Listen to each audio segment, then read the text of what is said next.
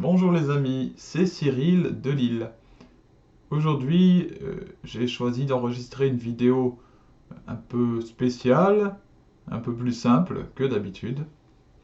Ce n'est pas moi qui vais parler, en tout cas, les paroles ne viendront pas de moi, mais d'un écrivain euh, qui est présenté comme la plus belle plume tchadienne, Mustapha Daleb, qui parle du coronavirus et qui dit quelque chose que je trouve de tout à fait édifiant.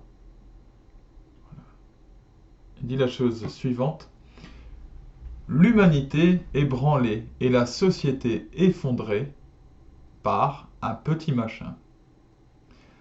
Un petit machin microscopique appelé coronavirus bouleverse la planète. Quelque chose d'invisible est venu pour faire sa loi. Il remet tout en question et chamboule l'ordre établi. Tout se remet en place, autrement, différemment.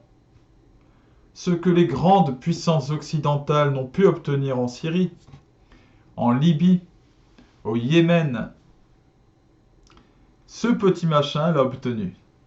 Cessez-le-feu, trêve. Ce que l'armée algérienne n'a pu obtenir, ce petit machin l'a obtenu. Le Hirak a pris fin. Ce que les opposants politiques n'ont pu obtenir, ce petit machin l'a obtenu. Report des échéances électorales. Ce que les entreprises n'ont pu obtenir, ce petit machin l'a obtenu. Remise d'impôts, exonération, crédit à taux zéro, fonds d'investissement, baisse des cours des matières premières stratégiques. Ce que les gilets jaunes et les syndicats n'ont pu obtenir, ce petit machin l'a obtenu. Baisse de prix à la pompe, protection sociale renforcée. Soudain, on observe dans le monde occidental que le carburant a baissé, la pollution a baissé. Les gens ont commencé à avoir du temps, tellement de temps qu'ils ne savent même plus quoi en faire. Les parents apprennent à connaître leurs enfants. Les enfants apprennent à rester en famille. Le travail n'est plus une priorité. Les voyages et les loisirs ne sont plus la norme d'une vie réussie. Soudain, en silence, nous nous retournons en nous-mêmes et comprenons la valeur des mots solidarité et vulnérabilité. Soudain, nous réalisons que nous sommes tous embarqués dans le même bateau, riches et pauvres. Nous réalisons que nous avions dévalisé ensemble les étagères des magasins et constatons ensemble que les hôpitaux sont pleins et que l'argent n'a aucune importance. Que nous avons tous la même identité humaine face au coronavirus. Nous réalisons que dans les garages, les voitures haut de gamme sont arrêtées juste parce que personne ne peut sortir. Quelques jours seulement ont suffi à l'univers pour établir l'égalité sociale qui était impossible à imaginer. La peur a envahi tout le monde. Petit aparté, pas tout à fait. Elle a changé de camp.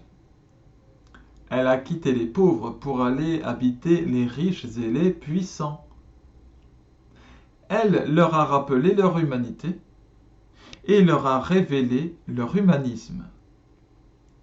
Puisse cela servir à réaliser la vulnérabilité des êtres humains qui cherchent à aller habiter sur la planète Mars et qui se croient forts pour cloner des êtres humains pour vivre, pour espérer vivre éternellement. Puisse cela servir à réaliser la limite de l'intelligence humaine face à la force du ciel.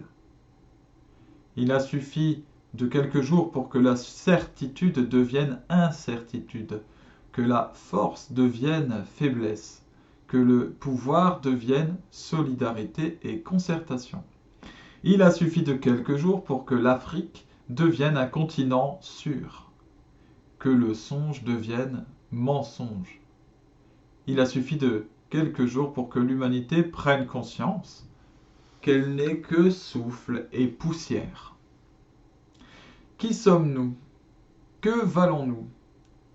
Que pouvons-nous face à ce coronavirus? Rendons-nous à l'évidence en attendant la providence. Interrogeons notre humanité dans cette mondialité à l'épreuve du coronavirus. Restons chez nous et méditons sur cette pandémie.